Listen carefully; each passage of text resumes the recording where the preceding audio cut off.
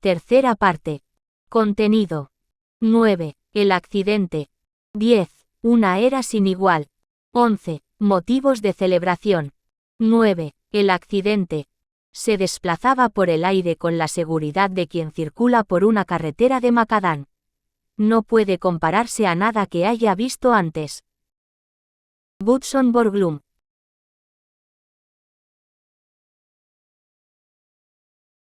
Capítulo 1. Con la gran mejoría de su joven sobrino Milton y la proximidad de su vuelta a las clases en el instituto, Catharine volvía a estar más tranquila. Orville, ya en Washington, se preparaba para las demostraciones en Fourmier. Alojado en el elegante Cosmos Club, estaba conociendo a montones de gente importante. En cuanto a Wilbur, no pasaba un día sin que apareciera en la prensa algo sobre la clamorosa sensación que estaba causando en Francia. Sus dos hermanos escribían a Catharine cuando podían, pero ella ansiaba saber más de otras cosas, no solo de aeronáutica. «¿Qué tal si me contaras algo en tus cartas?», riñó a Wilbur. «¿Qué más me da a mí dónde estén los árboles en el campo de prácticas? Que Sterchens quiere saberlo todo de las chicas guapas y las flores y el champán». Pero solo logró sonsacar a Wilbur que la señora Ver era muy elegante y una mujer encantadora como tú. Orville le dijo que apenas podía dedicarse al trabajo porque el tiempo se le iba en contestar las 10.000 preguntas tontas que me hacen sobre la máquina. Un reportero del Washington Post expresó su asombro porque el señor Wright, en pie, no dejaba de hablar y hablar y hablar a todo el que le preguntaba. Con todo, Orville dijo a Catharine con franqueza, me están presentando a jóvenes muy guapas. Lo malo era que si volvía a encontrárselas no sabía si iba a recordar sus nombres. No creo que papá haya estado nunca tan bien de salud, informó ella a Wilbur con alegría. Si tú y Orville no hacéis ninguna locura para volverme loca, creo que podré capear todo esto.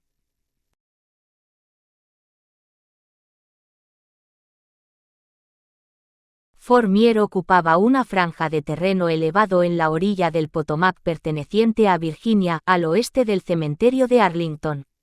La ordenada distribución de sus hermosos edificios de ladrillo rojo le hacía parecer un atractivo campus universitario. Desde allí podía contemplarse una buena perspectiva panorámica de Washington, a 8 kilómetros.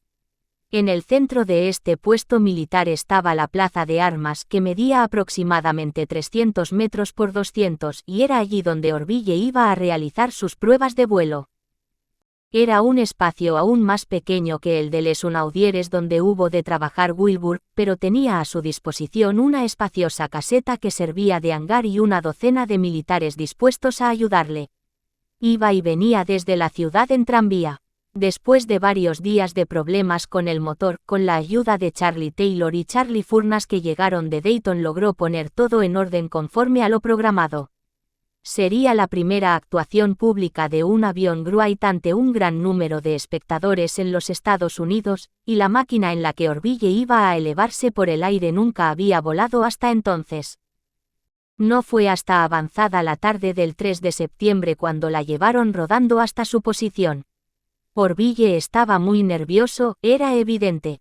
Por primera vez desde que llegó a la ciudad, escribió un reportero del New York Times, el señor Wright ha dado claras muestras de nerviosismo. Sus facciones parecen más marcadas que nunca, y nadie ha dejado de advertir su aire sigiloso y preocupado, es como si estuviera haciendo un esfuerzo tremendo por controlarse. Apenas podía estarse quieto. Se subía a un caballete para examinar el ala superior y al minuto siguiente estaba a gatas sobre manos y rodillas ajustando el mecanismo de arranque. Está a punto de perder los nervios, se oyó decir a otro corresponsal. Había poco público presente. En Washington todavía no había corrido la voz de lo que sucedía en Fourmier. Por fin, sobre las 6 de la tarde, Orville subió a su asiento, el motor arrancó y las grandes hélices ya cortaban el aire a toda velocidad cuando gritó, «¡Soltadla!».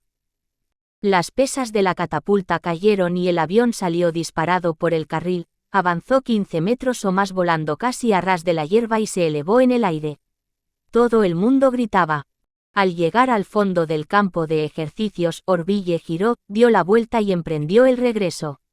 El raso blanco de las dobles alas resaltaba mucho contra la oscura silueta de los árboles que bordeaban el cementerio de Arlington. El gentío prorrumpió en aclamaciones de frenético entusiasmo cuando el avión describió una circunferencia a unos 10 metros de altura y volvió a alejarse por encima del campo, pero de pronto viró hacia el hangar de madera, descendió bruscamente y se estrelló contra el suelo. La gente acudió corriendo y encontró a Orville sacudiéndose el polvo de la ropa tranquilamente. «Esto demuestra que necesito mucha práctica», dijo. Calculaba que había volado más o menos 1,5 kilómetros a unos 64 kilómetros por hora. Según su contrato con el ejército, los hermanos recibirían $25,000 si el Flyer alcanzaba los 64 kilómetros por hora en la prueba de velocidad. Al día siguiente, viernes 4 de septiembre, Orville y el Flyer permanecieron en el aire más de 4 minutos, dando 5 vueltas y media a la plaza de armas con perfecto control, cubrió 5 kilómetros sin ningún percance.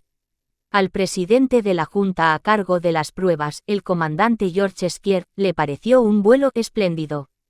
El Flyer parece responder perfectamente en todas tus maniobras y el aterrizaje ha sido una maravilla, le dijo a Orville. Otros oficiales dijeron que era la mejor exhibición que habían visto nunca. Durante los días siguientes, Orville voló magistralmente una y otra vez, batiendo una marca mundial tras otra. Nunca había sucedido que los dos mecánicos de bicicletas y sus máquinas voladoras causaran sensación simultáneamente a ambos lados del Atlántico, se habían convertido en un circo transcontinental con 2 pistas.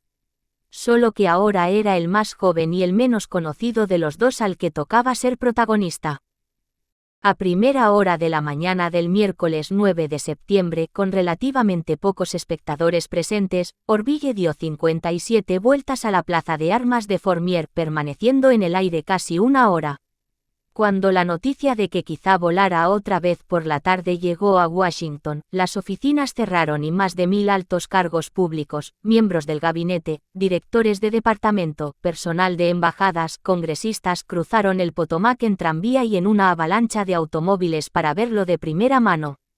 A las 5:15, cuando el sol desaparecía en el horizonte de Virginia, escribió el corresponsal del Dayton Journal allí presente, el último invento con el que el hombre está dominando las leyes naturales se elevó majestuosamente por el aire y surcó el cielo sobre el campo de ejercicio. El aeronauta subió cada vez más, giró suavemente para bordear el fondo del campo y siguió adelante cada vez más rápido. Vuelta tras vuelta, la máquina avanzaba disparada, doblando las esquinas a toda velocidad, parecía un bólido circulando por una pista imaginaria en el aire. Describió 55 circunferencias dando la vuelta al campo y permaneció en el aire un tiempo total de 1 hora y 3 minutos, estableciendo una nueva marca mundial. En Dayton, el Herald lo calificó de la mayor proeza de aviación registrada hasta ahora.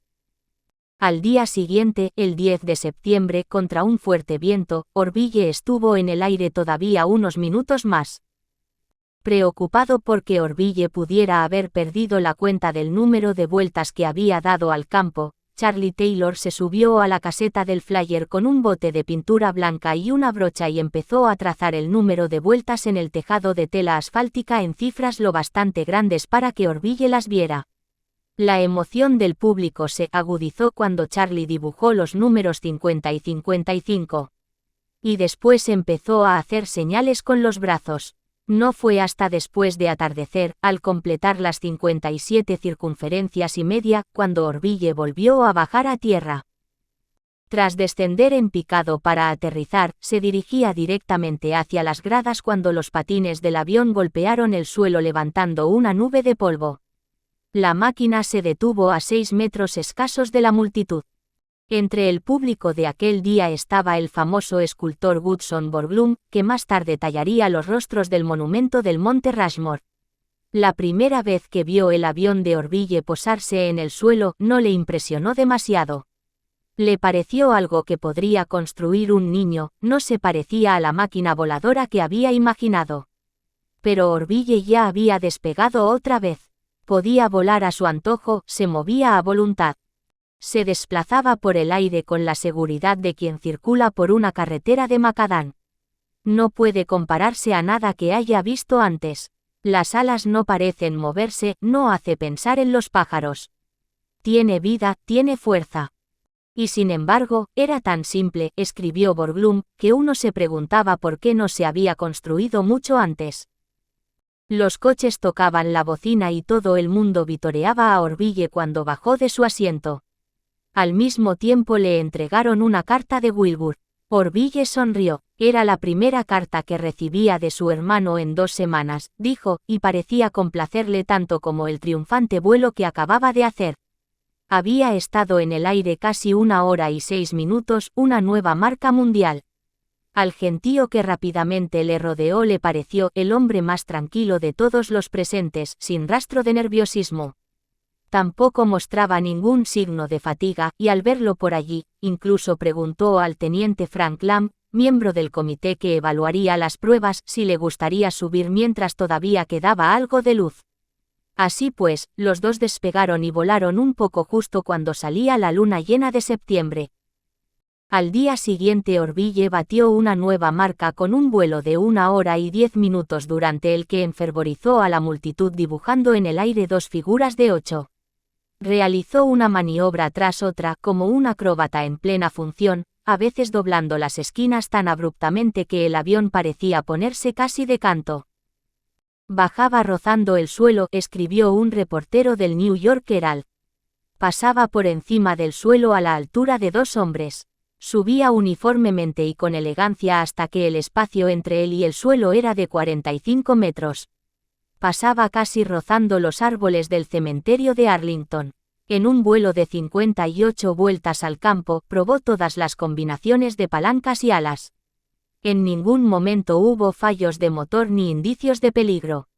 El sábado 12 de septiembre 5.000 espectadores abarrotaban la plaza de armas. Los estadounidenses estaban viendo en acción con sus propios ojos una de las mayores invenciones de su país, algo nunca visto hasta entonces. Entre los que corrieron a felicitar a Orville estaba Octave Chanute. Casi sin aliento, exclamó, «Bien hecho, muchacho», y le preguntó cómo se sentía al hacer historia. «Muy bien», contestó Orville, «pero prefiero hacer velocidad». Fue un comentario que ocasionó más titulares de prensa en Dayton. No había pasado inadvertido que el secretario de guerra también había ido a ver las demostraciones y que las futuras armas de guerra, muy presentes en el pensamiento de los oficiales de Fournier, eran tema de conversación frecuente entre ellos. Animado por sus éxitos, Orville escribió a Wilbur, «Aquí todo el mundo está emocionado y cree que la máquina va a ser de gran importancia para la guerra». Un nuevo libro del popular novelista británico H. G. Wells presentaba un cuadro terrorífico de la ciudad de Nueva York en llamas después de una serie de bombardeos. «No hay lugar seguro, no hay lugar en paz», escribió Wells. «La guerra llega por el aire, las bombas caen en la noche. La gente sale tranquilamente por la mañana y ve las escuadras aéreas pasar por encima. Derramando muerte, derramando muerte». Hasta el momento, los hermanos apenas se habían parado a pensar en esas posibilidades, al menos a juzgar por lo poco que escribieron o dijeron sobre el asunto.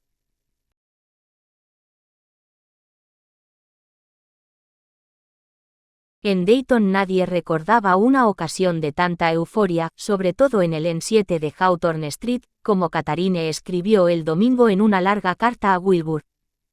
ORV envió un telegrama después de su largo vuelo del miércoles por la mañana. El teléfono no dejó de sonar en toda la tarde. Todo el mundo quería felicitarnos. Cuando por fin me fui a la cama y ya estaba medio dormida, me sobresaltó un timbrazo a la puerta. Salté de la cama pero no me desperté hasta mitad de camino escaleras. Vi a un hombre en la puerta y, mirando por la cerradura, le dije, «¿Qué sucede?» «Soy del Journal y me gustaría hablar con el señor Wright. Tengo un telegrama que creo le interesará». Me asusté un poco porque parecía que no quisiera decírmelo. Le pregunté, «¿Qué dice el telegrama?» Contestó que Orville Wright había batido un récord. Y entonces me di cuenta de que era el joven que había venido una vez antes a entrevistar a papá y el muy imbécil no había devuelto una foto que le dejó neta. Por eso le dije, no puede ver a mi padre, es demasiado mayor para que lo levanten a estas horas. Y eso ya lo sabíamos antes de ayer a mediodía. Lo gracioso es que si traía novedades, el segundo vuelo largo, y yo no quise esperar a oírlas. Me volví a la cama y su voz siguió colándose por la rendija de la puerta. Hasta que llegué a lo alto de las escaleras. Y por la mañana encontré la foto pegada a la puerta. Creo que no me enfadé como se merecía por despertarme a esas horas de la noche. No volví a dormirme hasta pasada la 1. El alcalde había ido a verlos, quería nombrar un comité para organizar un grandioso recibimiento a los hermanos. La gente estaba loca con la idea. No ha tenido ORV buena suerte con su motor. Continuaba, me temo que la salud, y no solo el motor, es lo que te está impidiendo rendir al máximo. Lo estás haciendo muy bien, y sabemos que hace mucho que habrías hecho un vuelo de 1 hora de haber tenido tanta suerte como ORV. Como no pudo ser, me alegro de que ORV lo hiciera, ha callado la boca a los cínicos de siempre. Todos los días esperamos la noticia de que has batido un récord. Sabemos que si no ha sido así, alguna razón habrá, y tu salud nos inquieta. Esas quemaduras fueron mucho más graves de lo que pensamos durante tanto tiempo. Aquello te fastidió, estoy segura. Se te ve delgadísimo en las fotos. Pensaba que el obispo debería ir a Washington para ver volar a Orville. Ella también quería ir, pero no había dinero suficiente para el viaje de ambos. ¿Crees que podríamos arañar el dinero? Papá tiene unos $100. Al obispo le gustaba predicar sobre lo fútil que era perseguir la fama. Disfruta de la fama antes de que decaiga, he oído el vacío en el son de sus trompetas, había escrito a Wilbur, citando unos versos que le gustaban del poeta irlandés Thomas Moore. Y el penacho de gloria de la ilusoria luz como las desvaídas líneas del anochecer. Pero pese a todo, estaba tan ansioso por ver a Orville en acción como los miles de espectadores de Washington. Está empeñado en ir, escribió Catharine. Aquel mismo domingo 13 de septiembre, al otro lado del Atlántico, Wilbur escribió a Orville para contarle la sensación que estaba causando en Europa. La prensa lleva varios días llenando páginas de noticias sobre tus geniales vuelos, y mientras que hace una semana yo era un prodigio de habilidad, ahora no dudan en decirme que no soy más que un soso, y que tú eres el único auténtico gigante aéreo. Así es la fama. El mayor tiempo de Wilbur en el aire hasta la fecha en Camp Dawburs era de poco más de 21 minutos, y solo la semana anterior León de Lagrange había hecho el vuelo más largo en Europa, permaneciendo en el aire poco menos de media hora. Ahora tenía problemas con el motor, explicó Wilbur, y el tiempo había sido un poco virulento. A Catharine le dijo que había recibido casi tantas felicitaciones por el éxito de Orville como por el suyo de un mes antes. Pero en otra carta que escribió a su padre aquel mismo domingo, le confió que el verdadero problema era el constante revuelo que levantaba. No podía más, todo el mundo parecía considerarlo un verdadero amigo y ciudadano adoptivo de Francia. Casi todas las noches 2 o 3 mil personas se acercaban para ver si volaba y se volvían a casa decepcionados si no era así. Un anciano de 70 años que vivía a 50 kilómetros hizo el trayecto de ida y vuelta en bicicleta casi a diario durante una semana. Los nervios, la preocupación y, sobre todo, la fatiga que me produce la incesante marea de visitantes desde el amanecer hasta la noche, me había llevado a tal estado emocional que ya no me sentía preparado para pilotar la máquina. No soporto que haya gente mirándome continuamente. Me pone los nervios de punta. A Catharine le explicó que escribía las cartas con la puerta de la caseta cerrada con llave para que no entrara nadie. Cerca de la medianoche en Washington, desde la privacidad de su habitación en el Cosmos Club, Orville escribió a Wilbur que nunca había estado tan acelerado en su vida, y que el montón de cartas que tenía sin responder llegaba a los 30 centímetros de altura.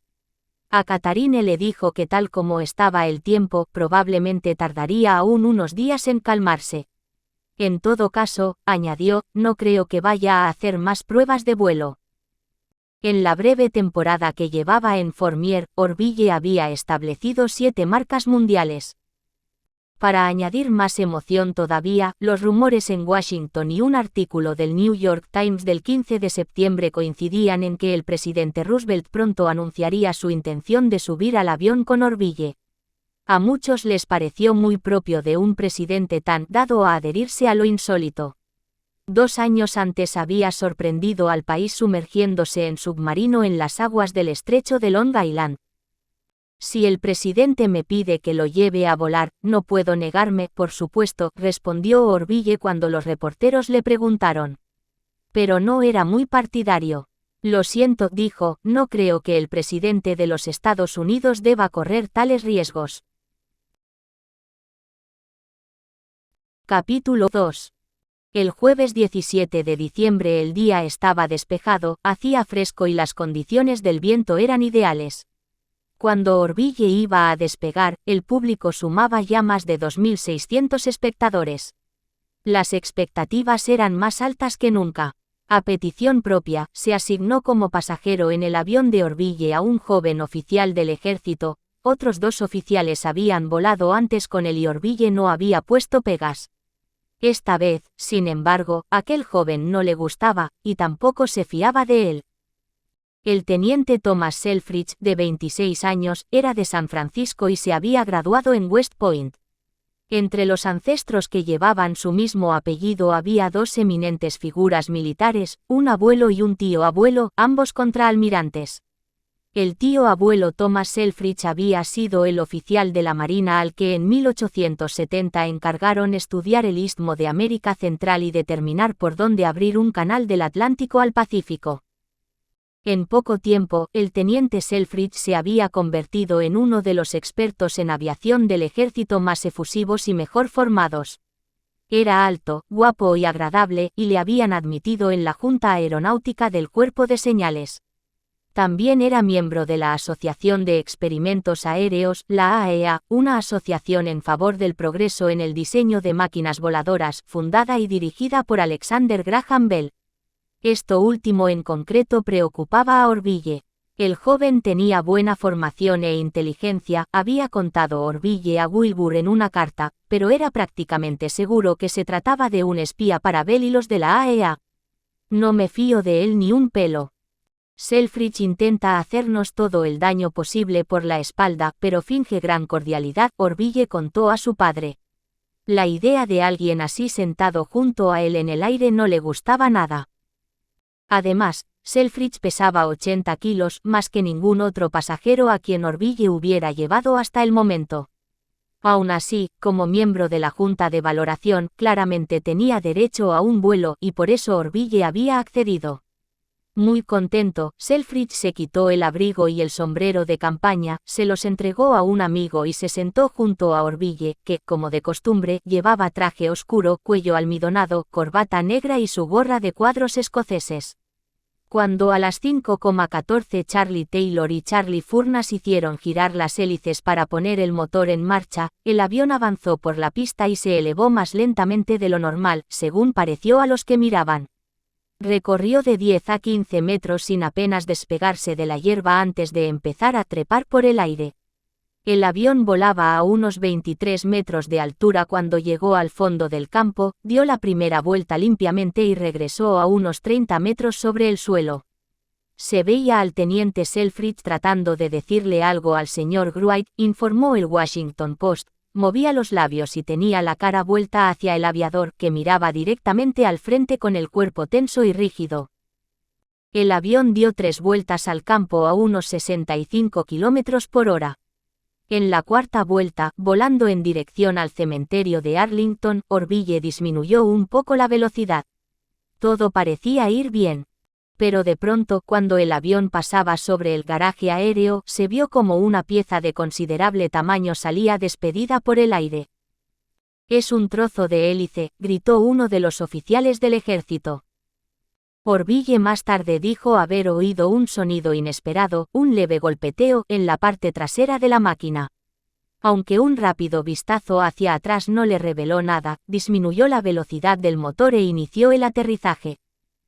Entonces, cuando estaban a unos 38 metros de altura, notaron 2 golpes por abajo y un temblor terrible.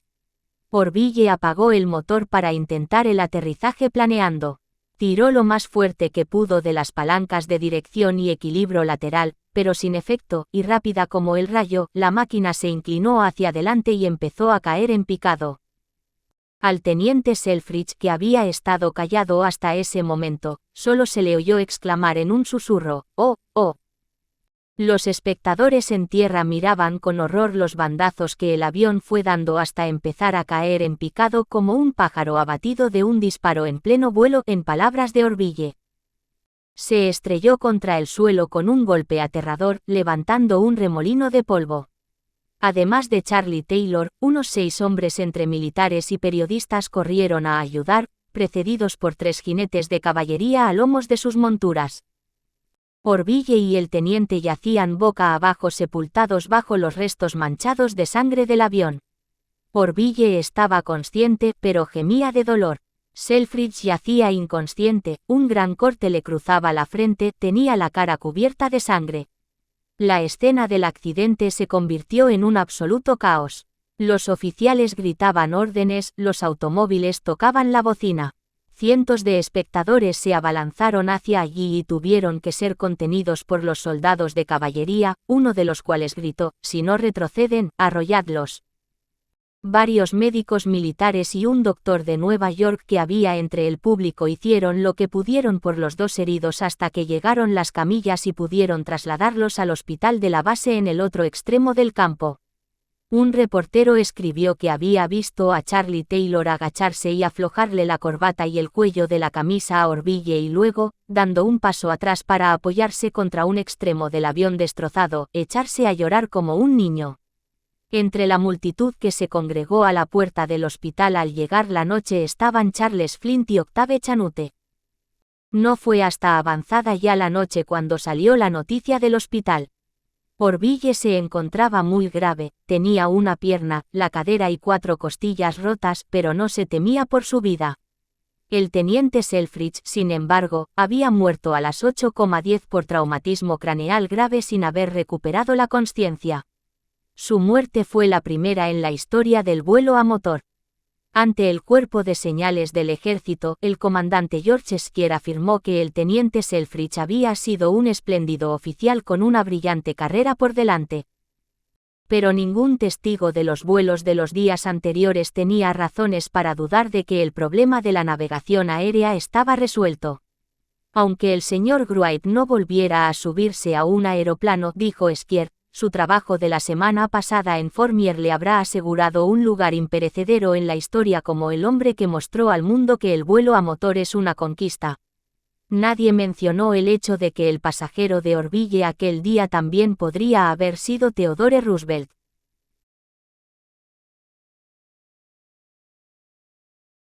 El telegrama de Fourmier llegó al N-7 de Hawthorne Street justo cuando Catharine volvía del instituto.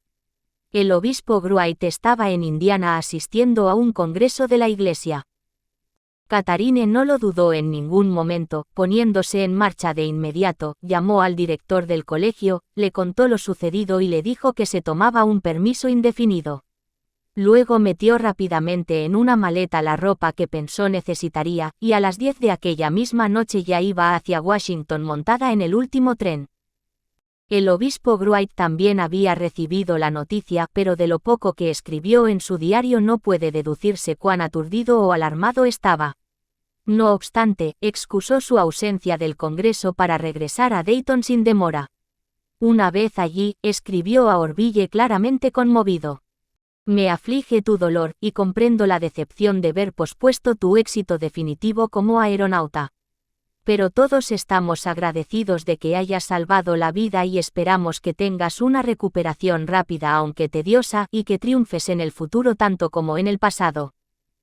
Al final, a modo de sermón paterno, añadió: «Se aprende mucho del infortunio, la adversidad nos hace mejores personas».